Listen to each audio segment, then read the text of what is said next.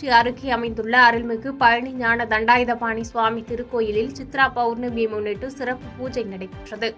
கரூர் மாவட்டம் அரவக்குறிச்சி அருகே உள்ள அகிலாண்டபுரத்தில் அருள்மிகு ஞான தண்டாயுதபாணி சுவாமி திருக்கோயிலில் சித்ரா பௌர்ணமியை முன்னிட்டு சுவாமிக்கு எண்ணெய் காப்பு சாற்றி பால், தயிர், இளநீர் உள்ளிட்ட பல்வேறு வாசனை திரவியங்களால் சிறப்பு அபிஷேகம் நடைபெற்றது. பின்னர் ஸ்ரீ ஞான தண்டாயுதபாணி ராஜ அலங்காரத்தில் காட்சியளித்தார்.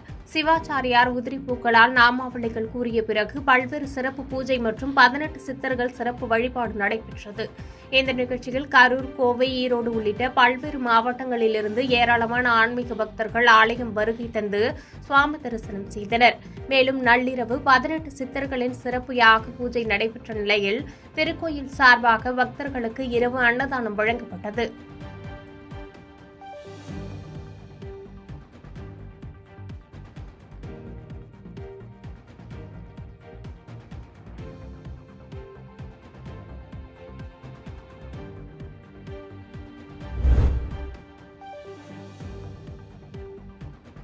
ஆண்டிப்பட்டி அருகே பிரசித்தி பெற்ற ஜக்கம்பட்டி மாரியம்மன் கோவில் சித்திரை திருவிழா கோலாகலமாக நடைபெற்றது. தேனி மாவட்டம் ஆண்டிப்பட்டி அருகே உள்ள ஜக்கம்பட்டியில் அமைந்திருக்கும் முத்துமாரியம்மன் கோவில் பிரசித்தி பெற்றது.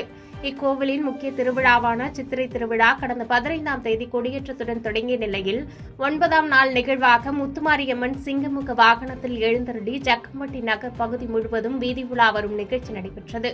முற்றோதல் இசைக்க மேலதாளத்துடன் அந்த அம்மனுக்கு வீதிகள் தோறும் நூற்றுக்கணக்கான பெண்கள் முளைப்பாரி கரகம் எடுத்து வந்து ஆட்டம் பாட்டத்துடன் உற்சாக வரவேற்பளித்தனர். இரவில் தொடங்கி விடியும் வரை நகர் பகுதி முழுவதும் நடைபெற்ற அம்மன் வீதி உலா நிகழ்ச்சியை வீடுகள் தோறும் உறங்காமல் காத்திருந்து கண்டு ரசித்த பொதுமக்கள் அம்மனை தரிசனம் செய்தனர்.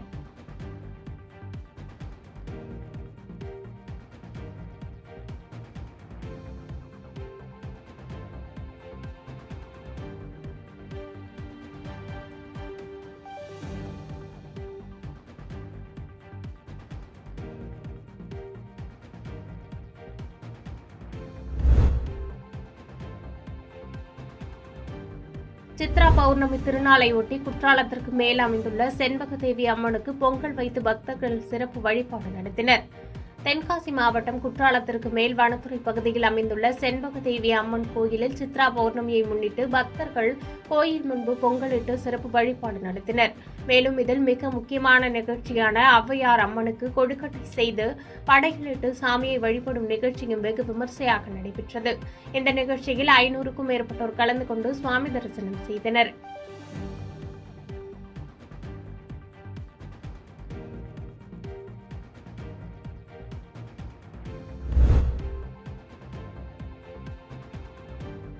மேல்மலையனூர் அங்காளம்மன் கோவிலில் பௌர்ணமி தின திருவிளக்கு பூஜை சிறப்பாக நடைபெற்றது.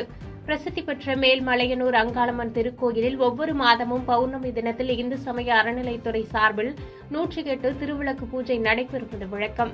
அந்த வகையில் சித்திரை மாத பௌர்ணமி தினத்தையொட்டி அதிகாலை முதலே நடை திறக்கப்பட்டு மூலவர் மற்றும் உற்சவர் அங்காளம்மனுக்கு பல்வேறு வாசனை திரவியங்கள் கொண்டு அபிஷேகம் செய்யப்பட்ட பின் வண்ண மலர்களால் உற்சவர் அங்காள பரமேஸ்வரி சிறப்பு அலங்காரம் செய்யப்பட்டு நெய்வேத்தியம் மற்றும் தீபாராதனை நடைபெற்றது. அதனைத் தொடர்ந்து பக்தர்கள் சுவாமி தரிசனத்திற்கு அனுமதிக்கப்பட்டனர். அதன் பின்பு வழக்கம் போன்று 108 பெண்கள் கலந்து கொண்டு திருவிளக்கு ஏற்றி வைத்து உற்சவர் அங்காளம்மனை வழிபாடு செய்தனர்.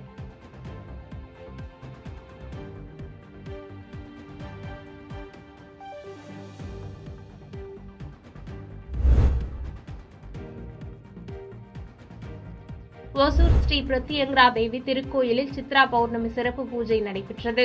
கிருஷ்ணகிரி மாவட்டம் ஒசூர் மோரணப்பள்ளி கிராமத்தில் அமைந்துள்ள பிரசித்தி பெற்ற அருள்மிகு ராகு கேது அதர்வன ஸ்ரீ மகா பிரத்யங்கரா தேவி கோயிலில் சித்ரா பௌர்ணமி திருநாள் வழிபாடு நடைபெற்றது.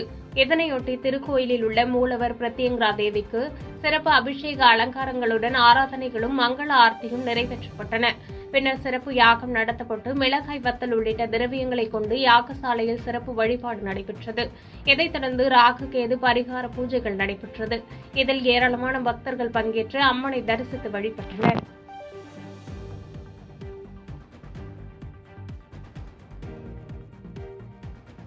பாதகம் செய்பவரை கண்டால் நாம் பயங்கொள்ளலாகாது பாப்பா. மோதி மிதித்து விடு பாப்பா, அவர் முகத்தில் உமிழ்ந்து விடு பாப்பா. அண்மை செய்திகளை உடனுக்குடன் தெரிந்து கொள்ள இணைந்திருங்கள் இயம்நாடு தொலைக்காட்சியுடன்.